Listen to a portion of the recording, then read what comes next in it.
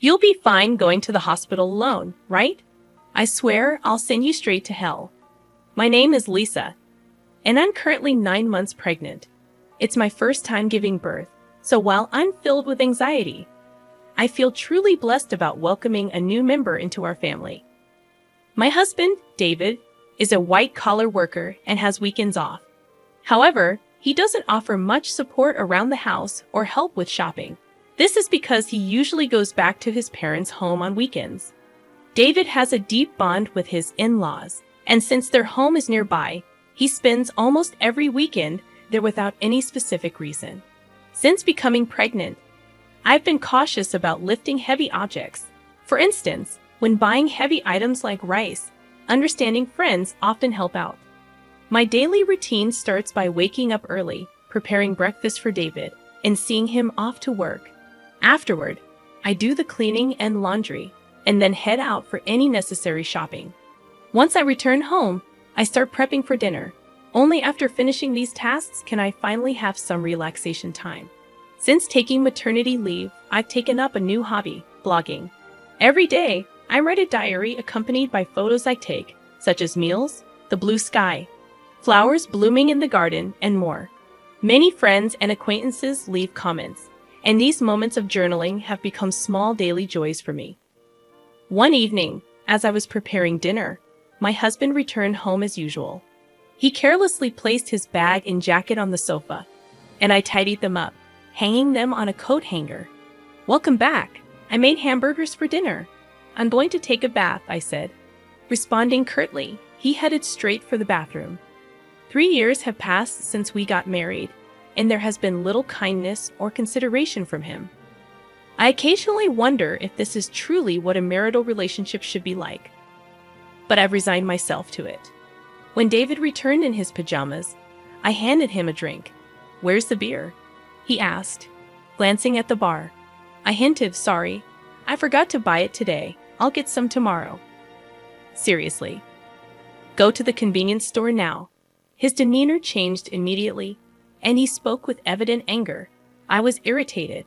Why was he asking his pregnant wife to do this? If you want it so badly, why don't you go get it yourself? It's hard for me to move around with this big belly.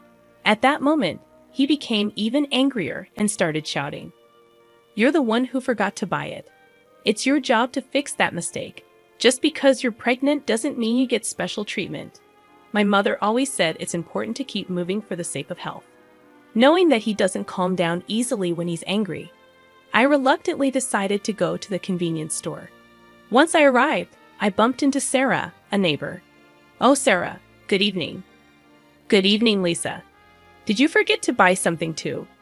"I ran out of sauce, so I came here." Sarah's cheerful voice slightly lifted my spirits. "My husband really wanted beer, and he told me to buy it. Why didn't he just go himself?" That's what I said, but it didn't get through to him. "It sounds like you're having a tough time, Lisa." After walking together for a bit, Sarah and I parted ways at a crossroad. When I returned home, David was lounging on the sofa, watching TV, having not even cleaned up after dinner. "Why did it take you so long? What were you dawdling around for? Give me the beer." David's disgruntled voice and his insensitive remarks made my heart ache. However, I handed him the beer without a word and began cleaning up after the meal.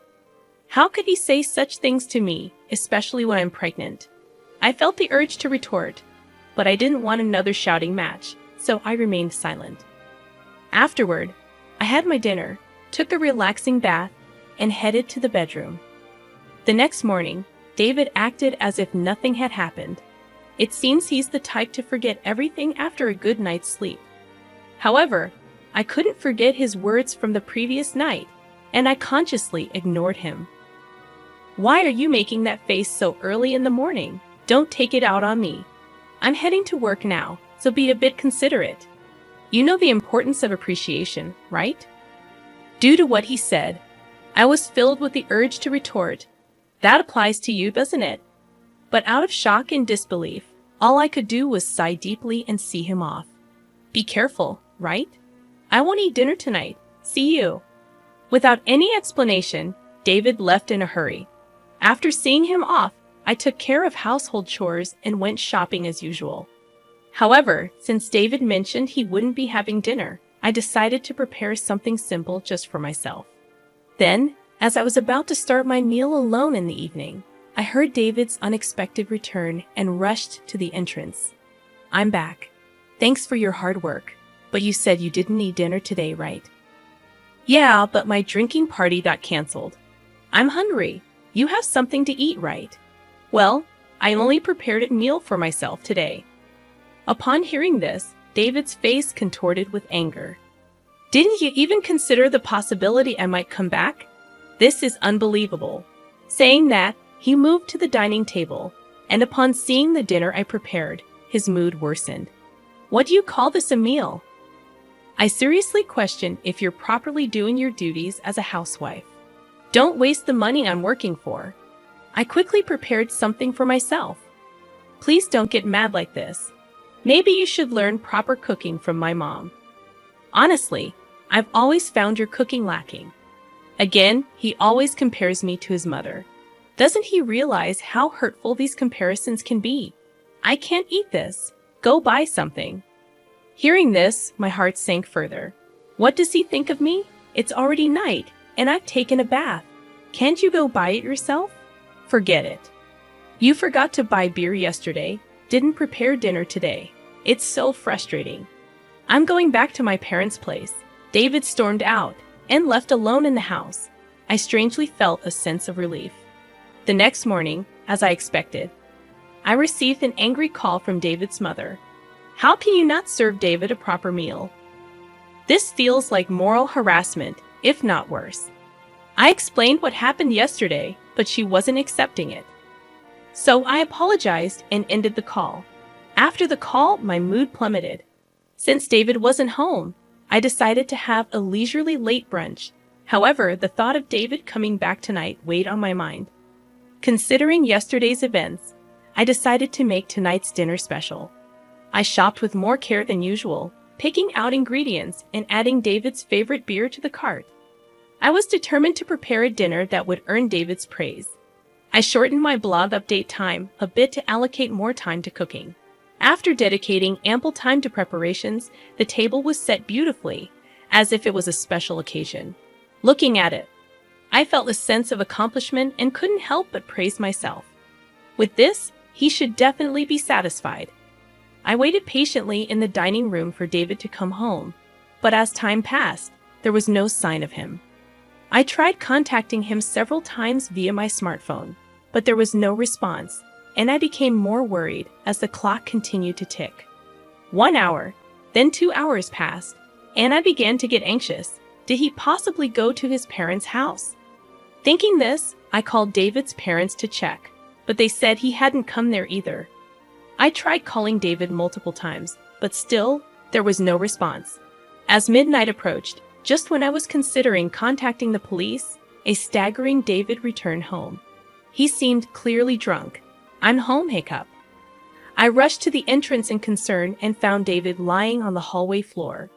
"What happened? Are you okay?" Hearing my voice, he responded angrily, "Too loud, go away."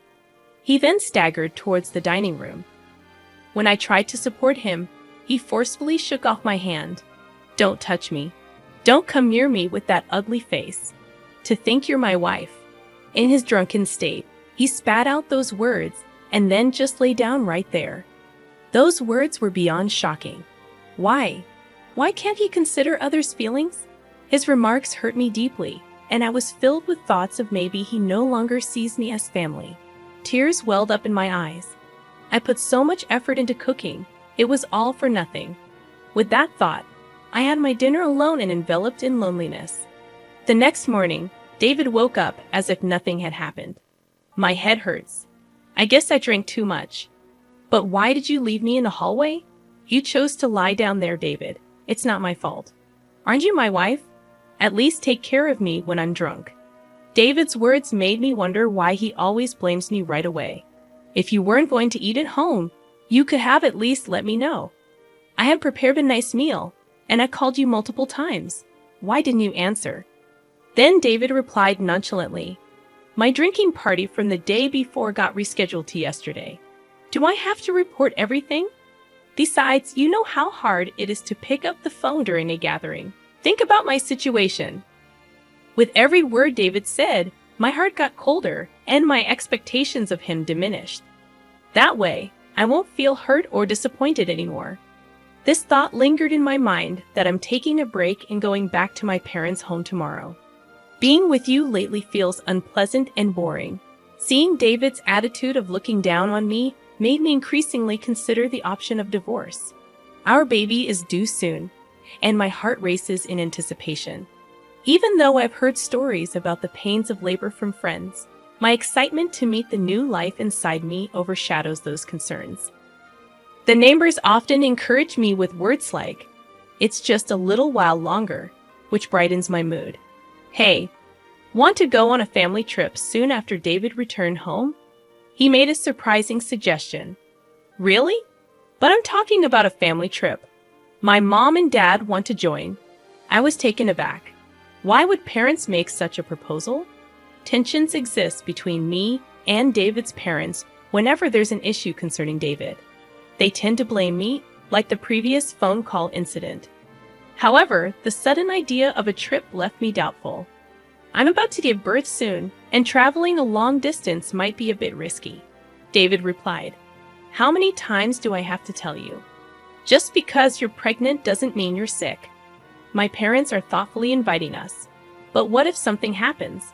It'll be fine. Everything's already decided. We'll go for 2 nights and 3 days next week." What? Next week is my due date. That's a bit.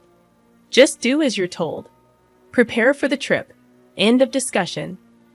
David just expressed his opinion and then left the room. I'm in trouble now, I thought to myself.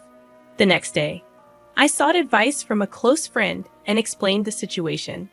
She was concerned and said, "That's a bit too much." While I was contemplating how to decline the offer, the day of the trip suddenly arrived. Actually, I'm not feeling well today. I'm worried about the baby, so I'm going to rest at home. I tried to use that as an excuse, but David didn't seem convinced. Anyway, you can just rest in the car, and you'll be fine, right? Come on, bring the luggage. We're heading to my parents' house, so hurry up. As we headed to the car, I was worried and asked, "Is this really okay?" After loading our luggage into the car and sitting in the passenger seat, I felt warmth at my feet.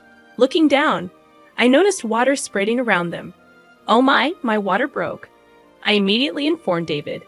"David, I think my water just broke. Please take me to the hospital quickly." Taken aback by the situation, David exclaimed, "Are you serious?" "Yes, I'm serious. We need to go to the hospital now. The baby might be coming." While trying to clean up the water with a towel in the car, David suddenly opened the passenger door. "David, what are you doing? We need to go to the hospital." "Get out, you're going to make a mess in the car." I was in complete shock. "What are you saying?" I said, "Get out. I need to clean the car." Then David forcefully pulled me out of the car. In this unbelievable situation, David said, "I can't believe this. We were supposed to be on a family trip. Just go to the hospital by yourself." I was too shocked to say anything as I called out to David, "Wait, how can you leave me here like this?" He drove away, leaving me behind. Feeling overwhelmed, I quickly dialed for an ambulance. When someone approached, asking, "Lisa, are you okay?" It was Sarah, looking concerned. Sarah immediately recognized my predicament and arranged for a special taxi, comforting me throughout. Grateful for her kindness, tears streamed down my face. Soon after, I safely arrived at the hospital, thanks to Sarah's help. On the way, she held my hand and cheered me up, staying by my side until I was taken to my room. While being transferred, I made a silent vow. I will make him pay for this. Even as labor pains grew, Sarah kept holding my hand. Furthermore, she contacted my parents, who soon arrived at the hospital and looked deeply concerned. Sarah whispered to them, "There's something I want to discuss." The 3 then left the room. As the labor pains intensified, my smartphone vibrated from a corner of the room. "Who is it?" I asked, and my parents responded with David's name. They looked displeased, but I took the call anyway. As soon as I answered, I heard a panicky David, "Help me." However, I was in no state or mood to converse with him and promptly ended the call. Despite my parents turning off my phone, David continued to send messages. As labor intensified, I was finally moved to the delivery room. After enduring the pain for some time, I finally heard my baby's cries. Exhausted, I saw my parents and Sarah standing before me with warm smiles. Relieved, I closed my eyes and rested. When I woke up after a few hours of sleep, I found myself lying in the hospital bed. Rubbing my eyes, I noticed my parents sitting next to me, their faces filled with concern. "Are you okay?" My mother asked gently. Still feeling the weight of exhaustion, I couldn't muster the energy to sit up, while my father looked teary-eyed. My mother consoled him, saying, "The postpartum period can be exhausting." Witnessing this heartwarming scene, a smile formed on my face. "How's the baby?" I inquired. My parents informed me that the baby was undergoing some tests but would be back in the room soon. However, I noticed Sarah wasn't present. Responding to my unspoken question, my mother remarked, "Sarah left a little while ago." Thinking about how things might have turned out had Sarah not been there, a feeling of gratitude settled over me. I made a promise with my parents that after being discharged, I would visit Sarah to express my gratitude. Turning on my smartphone to inform my friends about the birth, I was met with an overwhelming number of missed calls, mostly from David. The sheer number left me momentarily stunned, but I felt no hope or expectation from his calls. So I closed the notifications without hesitation. One of my friends visited the hospital room to congratulate me on the birth. As she rejoiced and extended her genuine wishes, I opened up about the recent incidents with David. After hearing the story, she expressed both shock and anger, half-jokingly saying she'd like to punish him a bit. But she also emphasized that my health and rest were paramount, chatted with me for a while, and then left. My parents, already briefed by Sarah about the whole episode, asked, "What are you planning to do next?" I shared my thoughts about my relationship with David and told my parents I'm considering divorce. They respected my decision and provided their support. Upon my discharge, I planned to stay at my parents' house, where they had prepared a room for me. Meanwhile, David seemed to have visited the hospital, but as I had informed the hospital staff that I didn't wish to see him, he wasn't allowed in. The next day, Sarah came to my hospital room holding a fruit basket. "Sarah, you came!" I exclaimed with delight. "You seem to be recovering well, but remember not to overexert yourself. Postpartum fatigue can be quite profound," she advised. Feeling comforted by Sarah's words, I sighed with relief, taking the fruit basket from her. "Sarah, thank you so much for helping me. I don't know what would have happened if you weren't there." I expressed my deep gratitude as I bowed deeply. Sarah gently laughed, saying, "What's most important is that both you and the baby are healthy. I just want a small hand. Regardless, I'm forever grateful. Once things settle down, I'll come over to thank you properly." Sarah laughed warmly in response. "You know, I've talked to my husband about what happened. He seemed quite furious." From her words, I could somewhat deduce David's situation. "Sarah, I'm truly sorry for dragging you into this mess," I admitted. "Don't worry. Remember who you owe for being able to work at your current company. This incident is truly hard to forgive." At that moment, I heard a stern tone in Sarah's voice for the first time. Sarah was actually the wife of the CEO at the company where my husband worked. When we first moved to this residential area, I had no idea about this fact. However, as we frequently encountered each other at the local supermarket, shops, and occasionally at convenience stores, we gradually became closer. We even began to enjoy tea together, and during these sessions, I learned about the nature of her husband's job. On the other hand, my husband was completely unaware of this background. This was because he didn't even accompany me for our initial neighborhood greetings and didn't prefer interacting with our neighbors. Sarah had previously told me gently, "I don't want to cause any trouble, so don't tell your husband," and I had respected that request. Knowing that I was pregnant and still being forced to endure my husband's unreasonable behavior, Sarah had several times suggested, Should I talk to my husband about this?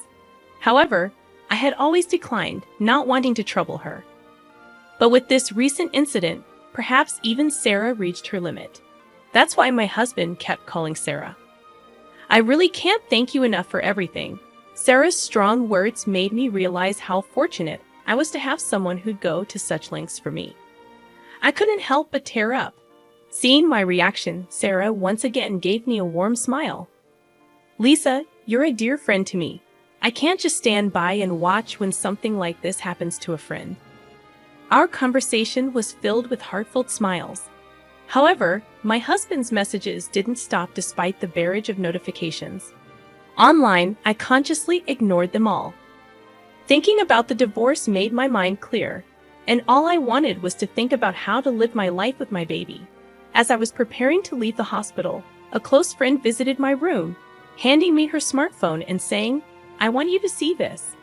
Displayed on her phone was a post that had become a major topic on a certain social media platform.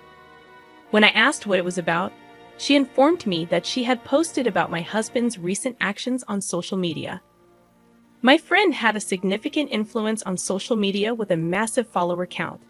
One day, she received a reply to one of her posts. The follower who replied had, by chance, captured a video of the scene where I was yelled at by my husband after being let out of the car. The follower, wanting to protect my privacy, blurred my face in the video and, with my friend's permission, shared it online. The video spread like wildfire, and as a result, personal details about my husband and even his company were identified. Currently, my husband seems to be under a barrage of criticism online. What? I had no idea it had escalated to this level, my friend, smiling gently, remarked. Well, they brought it upon themselves, didn't they? My husband's actions and their consequences were all a result of choices he made. Furthermore, when one of my husband's friends confronted him about the incident, he reportedly excused himself, saying, "I had a prior travel commitment with my parents that day, so I had no choice." Because of this statement, not only my husband, but also his parents began to face criticism online. The story spread even in the vicinity of my in-laws' home, and there seemed to be various topics related to my husband's parents circulating on social media. Suddenly, my phone started ringing. When I checked the screen, it was a call from my mother-in-law. That's for my mother-in-law. My friend, eyeing the screen of my phone with interest, suggested, "Why don't you pick up and give her a piece of your mind?" However, I was so fed up that I felt no words to do so and decided to ignore it. Before I knew it, the missed calls log was filled with names of my husband, father-in-law, and mother-in-law. Ever since the incident was highlighted on social media, even the hospital staff seemed to be aware of my situation and started offering genuine support. Whether my husband or in-laws came to the hospital or called multiple times, the hospital staff didn't allow any contact with me. As my discharge date approached, I had one pressing worry: whether my husband and in-laws might be lurking outside the hospital. My parents reassured me, saying, "You have nothing to worry about." But the thought of my precious baby being in danger left me anxious. However, that concern was quickly dispelled on the day of my discharge, as my parents were helping me with my belongings. I heard my husband's voice shouting, "Lisa," followed by the loud voices of my in-laws. Suddenly, men in black suits surrounded me, forming a protective barrier. As I tried to understand what was happening, one of the men approached me, gently opening the car door and said, "Don't worry, we're here on Sir's request to protect you." It seemed my parents were already aware of this, as my mom said, smiling, "Didn't I tell you there's nothing to worry about?" Believing her words, I felt relieved and smoothly got into the car. All the while, my husband and in-laws, overwhelmed by the presence of the bodyguards, couldn't come any closer. I can't find the words to express how grateful I am for Sarah supporting me like this. The only thing occupying my mind was how to reciprocate Sarah's kindness. My parents felt the same, saying in unison, "We have to find a way to show our gratitude to Sarah." Although my new life began smoothly and pleasant days continued, The contacts from my husband and in-laws never ceased. I mailed them the divorce papers, but there wasn't even a hint of acceptance. One day, my in-laws called our home. It seems my father answered, and they addressed him with the attitude of, "She became a part of our family, so no matter how she's treated, she shouldn't complain." When my father angrily retorted to their statement, it seems they were taken aback and quickly hung up. While discussing how to handle this with my parents, I decided that seeking professional assistance was the best course of action and resolved to consult a lawyer. Coincidentally, my father was acquainted with a lawyer, and when we explained our situation, he graciously promised to help. I informed the lawyer about the video circulating on social media and detailed past events.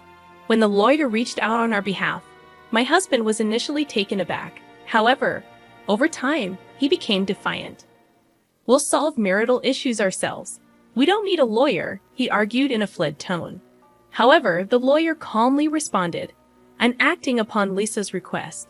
Any future communication should be directed to me.